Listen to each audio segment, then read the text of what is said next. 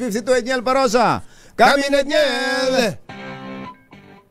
Napakalakas pa ng hangin, Jerry at Anthony. Dito tayo ngayon sa bayan ng Siguran, sa lalawigan ng Aurora.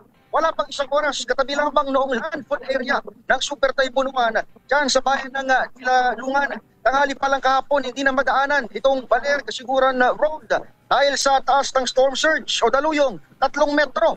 Ang pinakamababa natin nakukusan dyan sa ramagit na lugar. Nagkakalap ng mga debris sa iba't ibang highway nitong Aurora. Kain ng mga bato mula sa dagat, mga nagtumpahang kunot kawat ng kuryente. Pero pagkagat ng dilim, dito naman sumampas ang malalakas hangin hanggang sa tuluyan ng tumamang bagyo sa kalupaan. Napatid ang mga signal ng kuryente at pati signal nitong telco.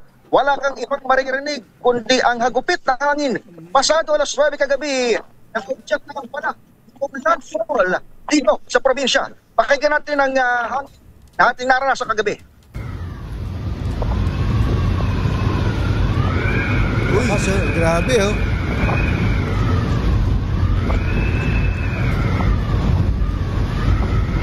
Nakakatakot pala, Edniel. Parang yung huni ng hangin, Edniel, parang mga horror movies. Oo. No? Correct. Alam niyo, hindi naman sa pananakot, pero unang beses ko lang din makarinig ng yung aso, Jerry at Anthony, kumaalulong dahil doon sa nararanasan natin natural na calamity.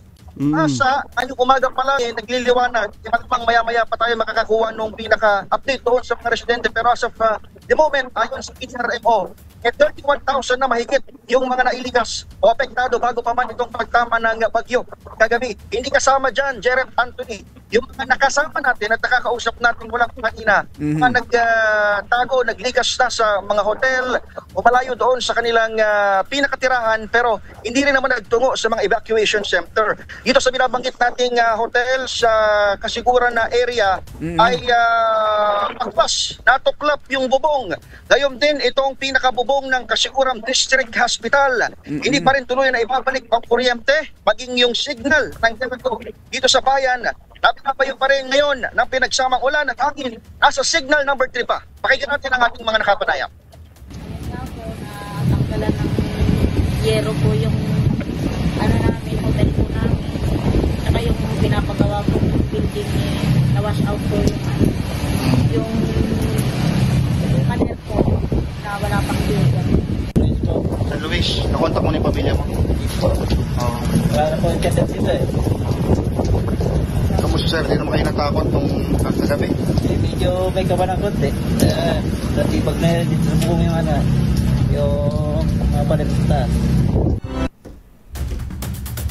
Ang atinik ng ating mga nakapanayam. Yan ang sitwasyon mula rito sa lalawigan ng Aurora. Maya-maya pupuntahan natin itong pinaka-ground zero kung saan landfall itong bagyo dyan sa bayan ng Dinalungan. Kasama pa rin si Mike Lumaban. Ako si Edniel Parosa na DZRH. Una sa Pilipinas, una sa Pilipino. Maraming salamat, Edniel. Ingat pa rin kayo dyan.